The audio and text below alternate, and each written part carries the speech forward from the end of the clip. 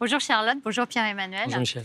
Nous sommes en effet très heureux d'accueillir chez Webedia la Mobile Marketing Association pour ce 8e forum, d'autant plus que ça fait complètement sens avec notre identité, notre positionnement. En tant que leader mondial du divertissement, on est aussi un acteur majeur de l'influence au travers de nos créateurs, nos talents, nos structures de production. Et je dois dire qu'on se reconnaît complètement dans le thème principal du forum, puisque le mobile a toujours été au cœur de nos stratégies de diversification. Alors c'est vrai pour nos médias de divertissement. On a été l'un des premiers éditeurs en France à la création de Webedia à intégrer des structures 100% dédiées à l'univers applicatif au mobile, en y injectant des ressources éditoriales, des équipes produits dédiées, beaucoup de R&D et d'innovation, ce qui nous a permis, je dirais, de créer des actifs à côté de nos sites qui s'adaptent complètement à l'usage du mobile. L'exemple le plus emblématique étant celui du cinéma, avec Allociné qui a développé en parallèle du site une application qui aujourd'hui est totalement servicielle, basée sur la billetterie, l'e-ticketing. Alors c'est vrai aussi pour toutes nos activités liées au talent. Il y a quelques années, on a fait notre révolution de la vidéo au travers de YouTube principalement, en accueillant au sein de notre label les plus grands créateurs du moment, les pionniers de YouTube, comme on les appelle, qui ont inventé des nouveaux schémas narratifs de création et qui ont démarré avec YouTube. Et très rapidement, on a fait notre révolution du mobile, puisque ces talents se sont développés sur l'ensemble des plateformes. Parfois même, ils sont même monoplateformes. Ces fameux Instagrammeurs et TikTokers qui nous rejoignent chez nous. Et je dois dire que le mobile a été un outil extraordinaire d'émancipation en termes de créativité, puisqu'en fait, ces talents, ils sont devenus quasi autonomes, que ce soit dans la conception, la production, le montage. Et ça a été un outil d'émancipation formidable. Voilà. Pour finir, je dois dire que ça fait encore plus sens, puisque Webedia est membre depuis plus d'1 an de l'association, que je suis au conseil d'administration. Et je dois dire qu'on retrouve, au travers de cette association qui a un dynamisme reconnu dans l'univers de l'écosystème mobile, des entreprises, mais aussi des entrepreneurs. On prend beaucoup de plaisir à discuter avec eux. Il y a toujours du débat. Ils sont pragmatiques, résolument ancrés dans l'action. Et voilà, c'est complètement proche de nos valeurs et c'est comme ça qu'on aime bien travailler. Voilà, donc je vous souhaite en tout cas de passer un très bon moment avec l'ensemble des intervenants de très bon niveau. Et puis, je vous dis à très bientôt. Merci beaucoup, Michel. D'ailleurs, on va retrouver un certain nombre de ces entrepreneurs tout au long de cette matinée, puisqu'ils sont invités à témoigner, à réfléchir à voix haute. Ce nouveau forum, vous l'avez voulu justement tout en conversation, tout en discussion, pas de keynote, pas de monologue, beaucoup de questions, beaucoup de réponses. On l'espère aussi à tous les sujets qui sont au cœur des problématiques de la Mobile Marketing Association. Racontez-nous un petit peu quels sont-ils ? Oui. Bonjour Charlotte, bonjour. Rebonjour Michel et bonjour à tous. Donc oui, c'est notre culture. On aime cette conversation et discuter et Michel vient de faire un très beau témoignage de notre manière de fonctionnement. Merci de nous accueillir dans ces superbes studios. On est très heureux de pouvoir tenir ces 8e Mobile Marketing Forum chez l'un des grands champions français, un des plus grands médias et l'un de nos adhérents de premier ordre. Je voudrais d'abord remercier l'ensemble de nos sponsors, donc bien sûr Webedia, mais aussi Addict Mobile, Digital Virgo, YouTube, Solocal, Criteo et Médiamétrie. Mais surtout, merci à vous d'être présents ce matin, connectés depuis chez vous. Je vous souhaite la plus chaleureuse bienvenue virtuelle qui soit. J'espère pouvoir vous revoir tous dans le monde réel le plus tôt possible, dans un contexte plus serein. Parce que le contexte n'est pas serein. Le mot serein, c'est pas tout à fait qualificatif qu'on pourrait prendre pour l'année 2020.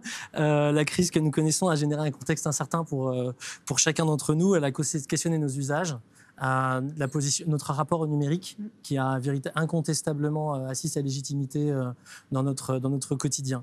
Notre activité, le marketing mobile, a été impacté au même titre que chacun. Et on a dû faire face à de nombreuses remises en question.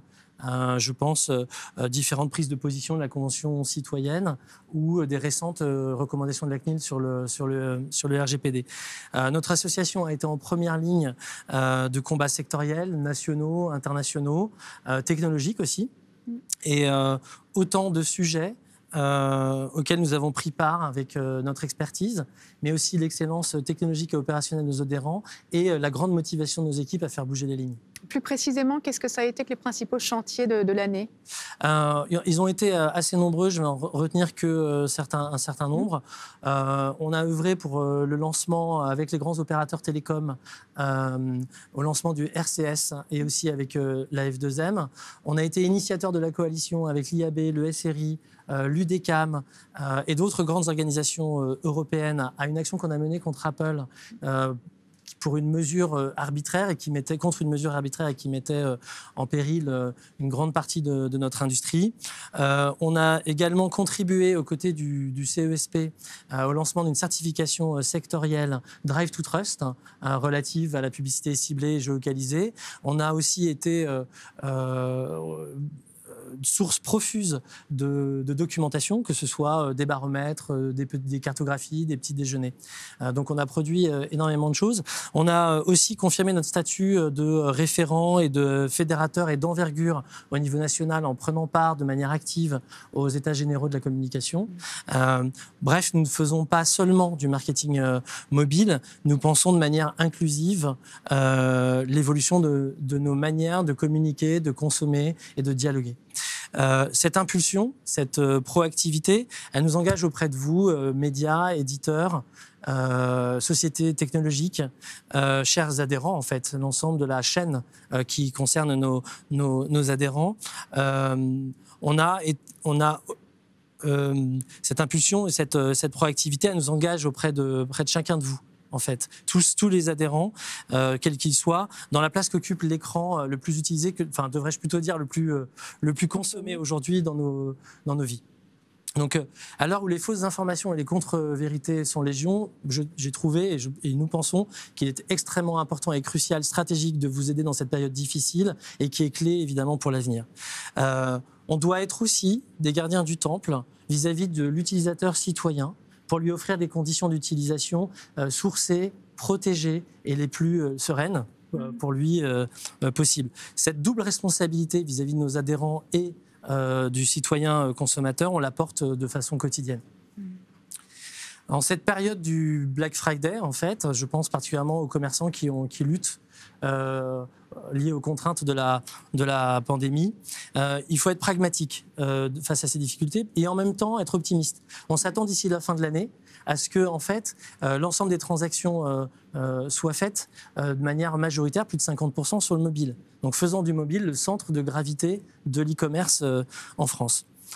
De ces nombreux chantiers, la Mobile Marketing Association n'a qu'une seule vocation, c'est d'être le garant d'équilibre éclairé entre les différentes parties, de manière à ce que chacun puisse avoir ses droits et ses devoirs entre le citoyen consommateur et l'économie numérique. Donc on veut avoir un rôle pédagogique et fédérateur autour des avantages du mobile qui s'inscrivent au cœur de nos sociétés. Alors c'est exactement le thème qu'on a choisi pour cette année, le mobile au cœur, parce qu'évidemment le mobile aujourd'hui est au cœur de nos vies professionnelles et personnelles, et c'est tout ce que l'on va parler aujourd'hui cette matinée avec vous.